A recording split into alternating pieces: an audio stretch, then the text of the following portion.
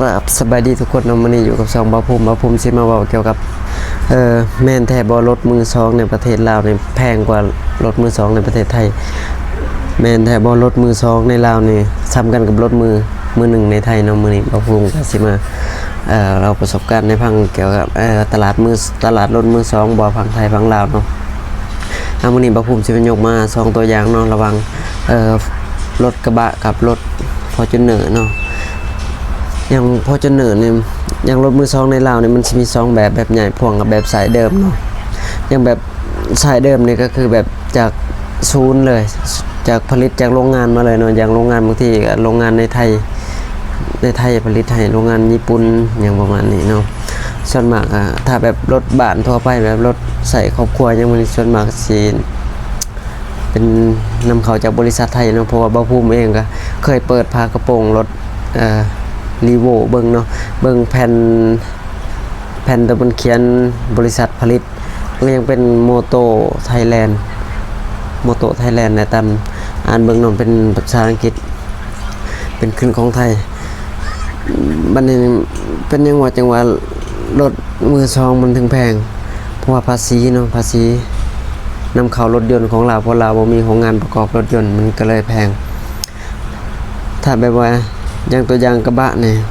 ถ้าสายเดิมอยู่ไทยนี่ประมาณ 600,000 บาทอย่างปี2017เนาะอย่างคันนี้เนาะที่บ่าวภูมิเอาขึ้นหน้าจอในอย่างคันนี้ปี2017นี่ตามบ่าวภูมิเมืองตลาดนัดซื้อขายรถมือสอง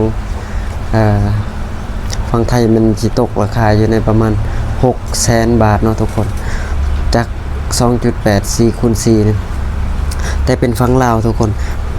ฝั่งลาวนี่บ่าวภูมิก็ไปเช็คตามตลาดออนไลน์ซื้อขายรถมือสองของฝั่งลาวเนาะเขาสิลงประมาณ$38ปี2017คันนี้เนาะ$38นี่แหละเดี๋ยวบ่าวภูมิเอามาคูณเบิ่งตกเป็นเงินบาทพอดีประมาณล้านบาทล้านต้นๆนี่เนาะทุกคนเดี๋ยวบ่าวภูมิสิคูณให้เบิ่งไหมเนาะคูณให้เบิ่งแบบละเอียดนี่บ่าวภูมิสิคูณให้เบิ่งเลยประมาณล้านกว่าบาทอันนี้เป็นเฉพาะสายเดิมนะถ้ารถใหญ่พ่วงเนาะเอาสิมาบอกรถใหญ่พ่วงรถมือสองใหญ่พ่วงรถใหญ่พ่วงก็คือรถที่เขาเอาข้ามฝั่งจากไทยไปลาวแบบบ่ได้นำเข้าถูกต้องตามกฎหมายเนาะเป็นรถแบบนี้ภาษีประสันซ่าแบบรถที่บ่ได้ผ่านด่านศุลกากรเนาะแบบบางคนก็เอาข้ามเพื่อเอาข้ามยังเราไปใหญ่พ่วงเนาะใหญ่พ่วงคือรถที่แบบเขาลื้อออกหมดแล้วไปเปลี่ยนพวงมาลัยจักสีนะมันก็เลยถือกลัวแต่เดี๋ยวนี้นี่ภาษีมันขึ้นแพงเนาะปี2025เนาะนี่ยังภาษีนี่ปี2025ก็ขึ้นเบิ่งภาษีนี่เสียเท่าใดเดี๋ยวคลิปหน้าบ่าวภูมิสิมาอธิบายเบิ่งว่าเสียภาษีรถนี่เสียเท่าใดเนาะในปี2025นี่เนาะอย่างรถใหญ่พ่วงนี่ส่วนมากเลยรถยอดฮิตในสปป.ลาวนี่จะเป็นกระบะแล้วก็ 4x4 นี่คนยอดฮิต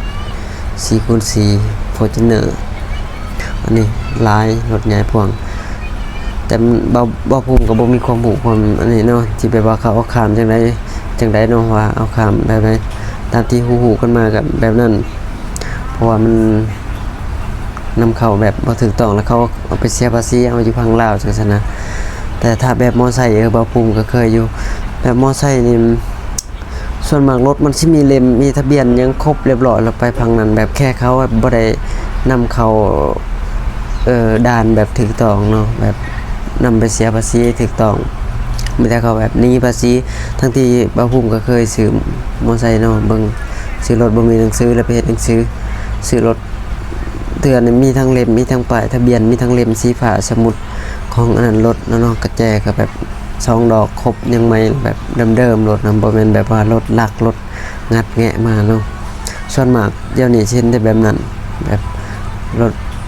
แบบบ่ได้เสียภาษีไปจังซี่นะแต่เอกสารมันครบหมดฝั่งไทยอย่างFortunerคันนี้เนาะบ่ภูมิยกตัวอย่างมันเป็นปี2024จาก 2.8 4x4 นี่อยู่ฝั่งไทยนี่บ่ภูมิเช็คเบิ่งตลาดรถมือสองมันตกอยู่ประมาณ1,300,000 บาท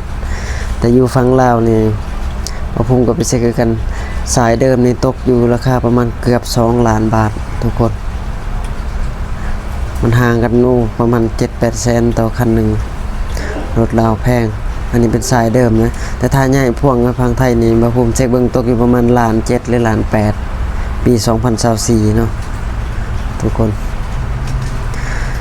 เพราะว่ามันรถมันแพงมันบ่มีโรงงานประกอบบ่มีโรงงานผลิตรถคือประเทศไทยเนาะอย่างประเทศไทยมีโรงงานประกอบสิ้นส่วนรถยนต์มันก็เลยถูกและลาวแบบให้เข้าผลิตแล้วมันต้องเสียภาษีอีกเป็นได้ทุกคนสำหรับ